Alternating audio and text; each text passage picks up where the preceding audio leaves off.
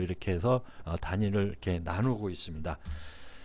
그래서 이제 이 변경되는 부분, 아까 887개인데 11월 기준으로 897개고 또 이제 12월 말까지는 937개로 해서 2018년에 이제 그 NCS가 폭넓게 또 계속 그 현장 전문가와 교수단과 또 행정 전문가는 그 예산을 동반을 하기 때문에 일을 할 수 있는 범위를 예산을 통해서 결과물을 도출할 수 있거든요.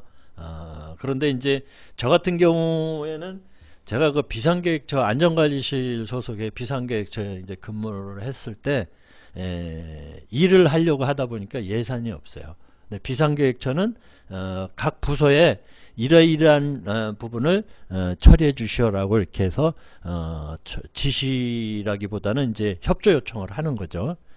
그러면 현장에서 말을 좀 이렇게 예산을 집행을 해야 되니까 그 이제 좀 이렇게 뒷말로 예산이나 주고 시키지 뭐 이렇게 이제 일이 이제 딜레이가 되잖아요. 그러면 이제 성질이 급하니까 예산을 확보를 해서 직접 막 이렇게 뭐 방독면을 산다든가 뭐 이런 예산을.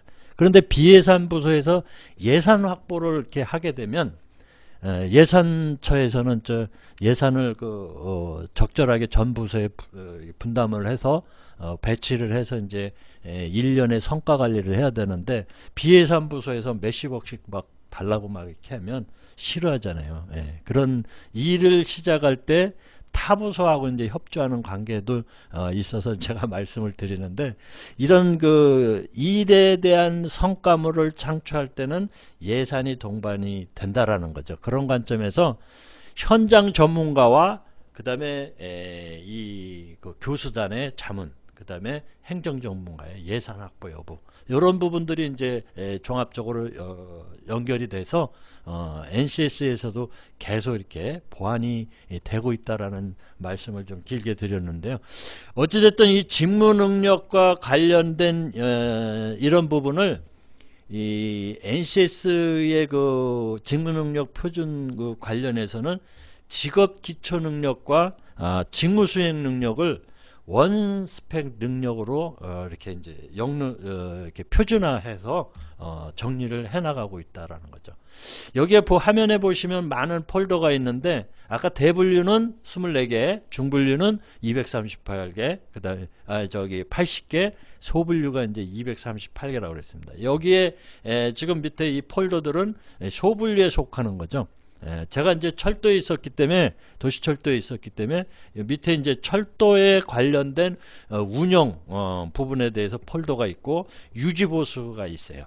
그러면 여러분들이 만약에 지하철에 내가 기관사가 되고 싶다, 아니면 지하철에 검수나 정비 뭐 이런 부분에 대해서 관심 있다 라고 이제 한다면, 이 대분류, 중분류, 소분류로 해서 교통으로 해서 이렇게 타고 들어오면 소분류에 이제 철도 이런 부분이 폴더에 표시되어 있는 것처럼, 적색으로 표시되어 있는 것처럼 여기를 찾아 들어가면 여기에 이제 단위별로 요 밑에 세 분류가 또 있어요. 예를 들어서 내가 정비를 하고 싶은데 경정비, 검수를 하고 싶다라고 하면 여기 이제 그 운영 이 부분에서 유지보수 관련돼서 이제 찾아보시면 이 경정비에 이제 그 검수가 나옵니다. 그 다음에 중정비 하면 이제 정비, 차량 정비 있죠. 그래서 우리가 24시간 열차가 운행이 되다가 차량 기지에 들어오면 일상 점검을 합니다. 그래서 그거는 이제 검수라 그러고요. 이게 이제 뭐 월 단위, 뭐 상반기, 하반기 이렇게 연 단위 뭐 이렇게 열차를 전체를 해체를 하고 거기에 마모된 것을 골라서 부품을 교체하는 이런 부분을 중정비라고 하는데, 이런 내용들이 여러분들이 직업을 선택을 할 때 그 내용들이 다 그 안에 있어요. 그래서 얼마 전에 이제 제 작은 딸이 저기 막 광고 PR 분야에 이제 그 면접을 보러 간다고 그러는데, NCS가 거기 보면 광고의 그 내용에 쪽 보면 있다 라고 이제 해서 거기에 있는 내용들을 어느 정도 숙지를 하고 그리고 거기에 대해서 이제 직무기술서라든가 또 이제 면접을 볼 때 답변하는 내용, 거기에 쓰여지는 용어들을 숙지를 하고 하면 면접에 도움이 될 것이다라고 이제 이렇게 이야기를 해주는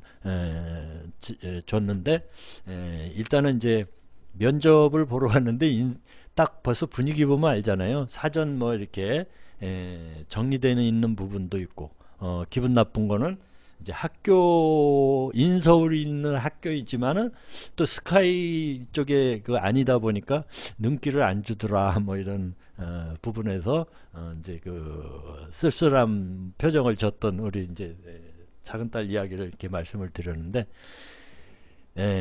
그리고 또 우리 그 저 같은 이제 시니어들 정년 퇴직을 하고 나서 시니어들이 재취업을 하는데, 그 나이의 그 어떤 부분에서 이제 면접을 보러 가게 되면 적어도 그 회사에 CEO가 인사말 한 거라든가 거기에 또 지향하는 그 경영 목표라든가 이런 부분은 우리가 이 숙지를 하고 들어가잖아요. 적극성을 가지고 면접에서 어떤 그 자기 능력, 자기 표현을 해야 되니까.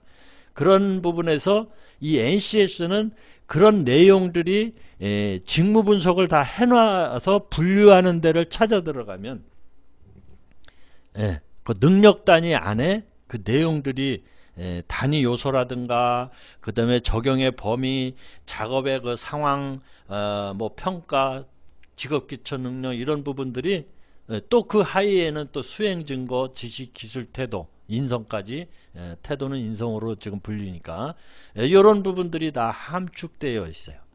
그래서 충분하게 여러분들이 취업을 목표로 한다면 이런 이제 내용들을 알고 있어야죠. 근데 왜 NCS가 어떤 특정